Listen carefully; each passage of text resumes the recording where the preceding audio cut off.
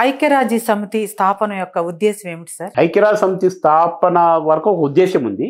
స్థాపించిన తర్వాత అది మార్పులు చెందుతూ చెందుతూ చెందుతూ మానవాడి అభివృద్ధి వైపు పోతుంది అనమాట.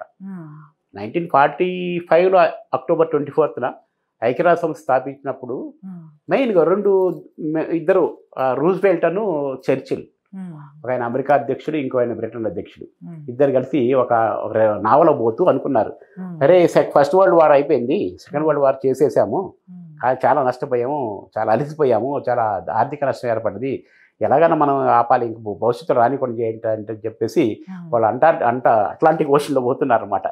అట్లాంటిక్ ఒప్పందం అని ఒకటి క్రియేట్ చేసుకున్నారు స్టార్టింగ్లో, చేసుకొని యుద్ధాలు ఆపుదామని చెప్పేసి. తర్వాత వీళ్ళ ఏదైతే వాళ్ళ బ్రెయిన్ చైల్డ్ ఆఫ్ రూజ్వెల్ట్ ఆయనలో ఉన్నట్టుగా అది ఒక ఐక్యరాజ్య సమితిగా స్థాపనకు ఏర్పాటైంది 1945లో అక్టోబర్ 24న. దీని వెనుక స్థాపన యొక్క ఉద్దేశం ఏంటంటే ప్రపంచ శాంతిని నెలకొల్పటం. నెంబర్ 1 ప్రపంచ శాంతి నెలకొల్పటం, ఒకటి ప్రపంచ అభివృద్ధి చెందటము. ఎలాంటి అభివృద్ధి చెందాలి?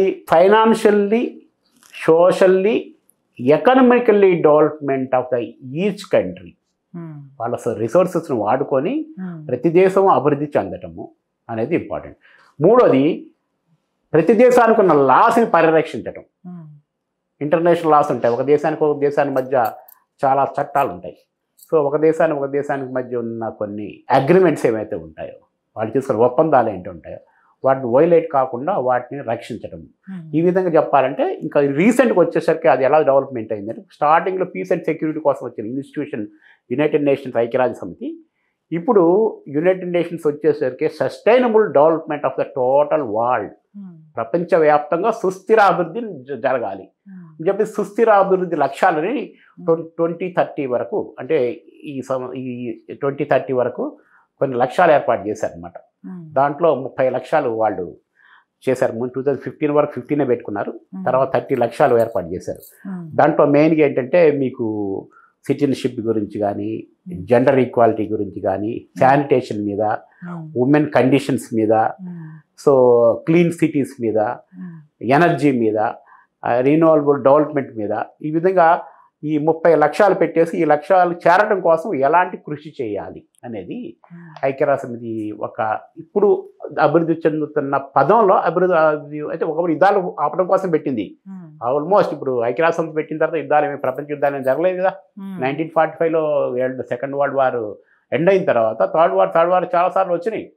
ఈవెన్ మీకు తెలుసు యుక్రెయిన్ రష్యా ఇష్యూలో కూడాను, దాని తర్వాత రీసెంట్గా వచ్చిన పాలస్తీన్ అండ్ ఇజ్రాయెల్ ఇష్యూలో కూడా ప్రపంచ యుద్ధాలు వస్తాయని చాలామంది మాట్లాడుకొచ్చారు, అనాలిసిస్ చేశారు. కానీ యుద్ధం చేయడానికి ఎవరు రెడీగా లేరు అని ఐక్యరాజ్య సమితి చాలా గట్టిగా చెప్పింది.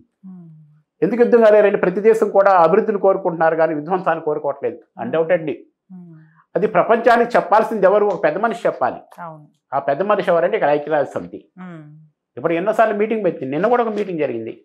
సీజైర్ అగ్రిమెంట్ అంటే ఏంటంటే కాల్పున విరమణ చేయండి, పాలస్తీనా మధ్య ఇజ్రాయెల్ మధ్య మీరిద్దరు ఆపుకోండి, యుద్ధం చేయకుండా ఆపండి అని చెప్పేసి ఇజ్రాయెల్కి మంచి ఒక అల్టిమేటం ఇచ్చి నిన్న ఓటింగ్ జరిగింది. రీసెంట్గా జరిగినప్పుడు అన్ని చేశారు యుద్ధం ఆపాల్సిందని చెప్పేసి. అఫ్కోర్స్ కొన్ని దేశాలు దాంట్లో అబ్స్టైన్ అయి పాల్గొనలేదు. కొన్ని దేశాలు ఎందుకనేది వాళ్ళ దౌత్యపరమైన నీతులు వాళ్ళకుంటాయి. దాంట్లో భారతదేశం కూడాను ఈ ఓటింగ్లో అంటే యుద్ధం ఆపాలా వద్దా వద్ద అనే విషయంలో ఇన్వాల్వ్ అవ్వనని చెప్పేసి అది అబ్స్టైన్ అంటే ఆపుకున్నారనమాట. సో ఈ విధంగా అట్లాగనా అది ఉంటుంది. ఇట్లా ఐక్యరాజ్య సమితి ఉద్దేశం ఏంటంటే ప్రధానంగా శాంతితో పాటుగా అభివృద్ధి పదంలో వెళ్ళటం. అది ఎంత దూరం వెళ్తుందా సాధించుకుంటూ వెళ్ళటమే. దాన్ని ఎంత దూరం మనం వెళ్తామంటే అంత హార్డ్ వర్క్ చేసినప్పుడు అంత దూరం వెళ్ళగలుగుతుంది. అంతర్జాతీయ సమాజం అంత హ్యాపీగా ఉండగలుగుతుంది అనమాట. ఐక్యరాజ్య సమితి ప్రపంచ దేశాలన్నిటికీ ఆర్థిక వనరులు సమకూర్చే విషయంలో ఎలాంటి పాత్ర వహిస్తుంది? ఐక్యరాజ్య సమితి యాక్చువల్ చెప్పాలంటే ఇక్కడ మీరు అర్థం చేసే ఐక్యరాజ్య సమితికి ఎలాంటి ఆర్థిక వనరులు ఐక్యరాజ్య సమితికి లేవు. ఐక్యరాజ్య సమితిలో 193 దేశాలు ఏదైతే ఉన్నాయో అవన్నీ ఒక మెంబర్స్కి ఉన్నాయి. ప్రపంచవ్యాప్తంగా ఉన్న 193 దేశాలు కూడా ఐక్యరాజ్య సమితిలో మెంబర్స్ ఉన్నాయన్నమాట. మెంబర్ కంట్రీస్ అంటారు, ఉన్నాయి. ఈ మెంబర్ కంట్రీస్ ప్రతి కంట్రీ కూడా ఇంత కాంట్రిబ్యూషన్ పెట్టుకుంటుంది అనమాట ఐక్యరాజ్య సమితికి. ఐక్యరాజ్య సమితికి వాళ్ళు కాంట్రిబ్యూట్ చేస్తారు, ఇంతని వాడు అమౌంట్ ఇస్తారనమాట. ఈ కాంట్రిబ్యూషన్స్ అన్ని తీసుకొని ఐక్యరాజ్య సమితి అడ్మినిస్ట్రేషన్ నడిపించుకుంటూ హ్యుమానిటేరియన్ యాక్టివిటీస్ ఏదైతే ఉంటాయో హ్యుమానిటేరియన్ డెవలప్మెంట్ యాక్టివిటీస్కి వాళ్ళు ఫండింగ్ చేస్తుంటారు. యుఎన్డిపి అంటారు, యునైటెడ్ నేషన్స్ డెవలప్మెంట్ ప్రోగ్రామ్ అని వినే ఉంటారు. ఒక మంచి మంచి ఎన్జిఓస్కి సోషల్ కాజ్ మీద పనిచేయడానికి, వాటర్కి, శానిటేషన్స్కి, next sustainable developments especially the communications కోసము, రోడ్స్ వేయించడం కోసము, పిల్లలు చదివించడం కోసం ఇట్లా వాళ్ళు ఇస్తుంటారు అనమాట. సో అట్లాగే United Nations have different organization like UNICEF ఉంది, యునైటెడ్ నేషన్స్ చిల్డ్రన్స్ ఫండ్ ఒకటి, ఐఎంఎఫ్ ఇంటర్నేషనల్ మానిటరీ ఫండ్, ఇట్లాంటి కొన్ని ఆర్గనైజేషన్స్ ఉన్నాయండి.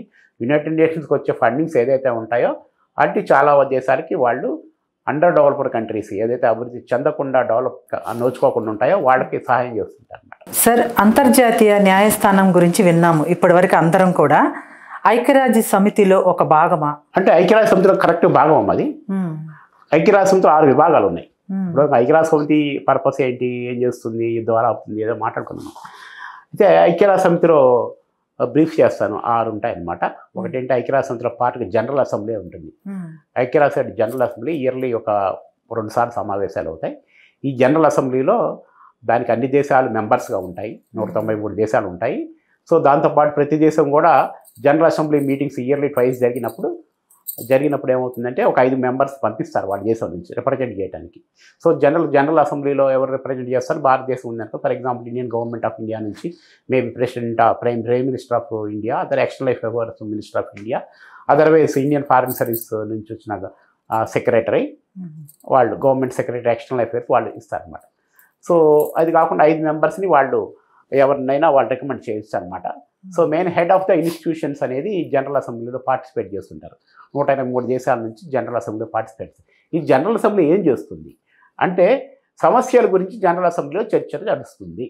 ప్రతి దేశంలో ఉన్న సమస్యలు, పక్క దేశంలో ఉన్న సమస్యలు, అంతర్జాతీయ సమస్యల మీద వాళ్ళు చర్చలు చేసి ఆ చర్చలు దాదాపు 10 days నడుస్తాయి.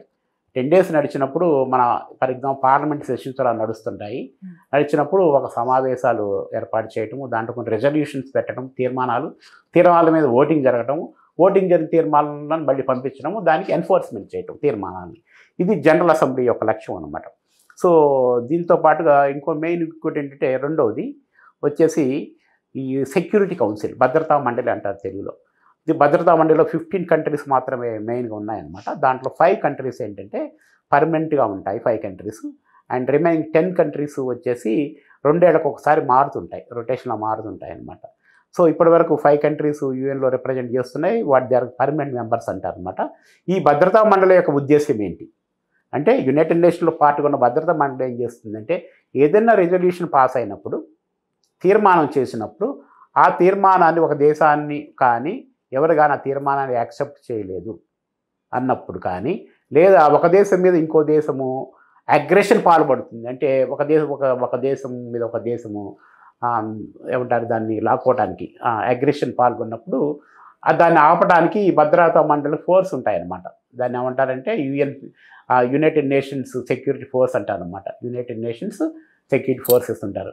వాళ్ళు ఏంటంటే చాలా చోట వెళ్ళిపోయి అక్కడ అగ్రెషన్ ఆపడానికి ప్రయత్నాలు చేస్తారనమాట. ఇది సెక్యూరిటీ కౌన్సిల్ ఉద్దేశము. అంటే యుద్ధాలు ఒక దేశం యుద్ధానికి పోతుంది, ఆపమని జనరల్ అసెంబ్లీ కానీ తీర్మానం చేసింది, వాళ్ళు ఆపట్లేదు.